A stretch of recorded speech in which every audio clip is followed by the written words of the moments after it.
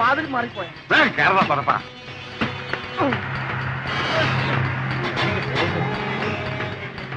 ഇപ്രാവശ്യം bomb മിസ്സായല്ലോ sir. ഇതാണ് missing bomb operation. നമ്മൾ വളരെ തന്ത്രപൂർവ്വം രക്ഷപ്പെട്ടു. അവൾക്കത് വിധിച്ചിട്ടില്ല, ബാക്കിയുള്ളവർക്ക് കിട്ടും.